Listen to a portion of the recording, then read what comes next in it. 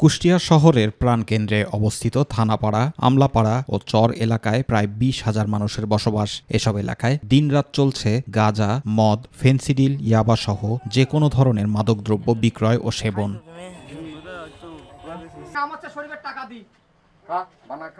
মাঠ পর্যায়ে আইন শৃঙ্খলা রক্ষাকারী বাহিনী আগের মতো সক্রিয় না থাকায় সুযোগ কাজে লাগিয়ে এসব এলাকায় গড়ে উঠেছে ছোট বড় মাদক সিন্ডিকেট। মাদকের করাল গ্রাসে আসক্ত হয়ে ডুবে থাকছে শহরের উচ্চবিত্ত থেকে শুরু করে নিম্নবিত্ত শ্রেণীর মানুষও। কুষ্টিয়া শহরের ভিতরে বড় বড় মাদকের সিন্ডিকেট ডিলার হচ্ছে আমলাপাড়া।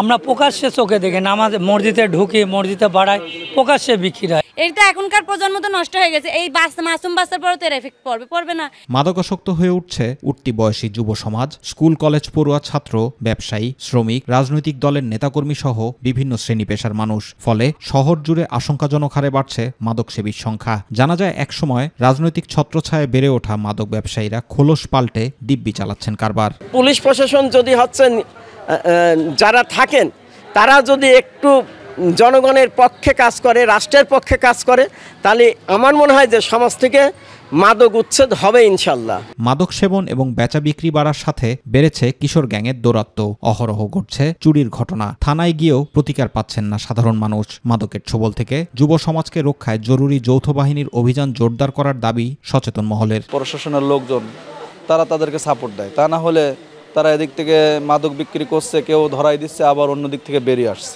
এদিকে মাদকের বিরুদ্ধে অভিযান অব্যাহত রয়েছে বলে জানালেন অতিরিক্ত পুলিশ সুপার। এই বিষয়গুলোতে আমরা কিন্তু নিজেরাও আমাদের যে ডিএসবি সেকশন আছে তাদের মাধ্যমে আমরা কিন্তু এই তথ্যগুলো বা এরকম কোনো ঘটনা ঘটছে কিনা সেগুলো যাচাই করে আমরা দেখছি।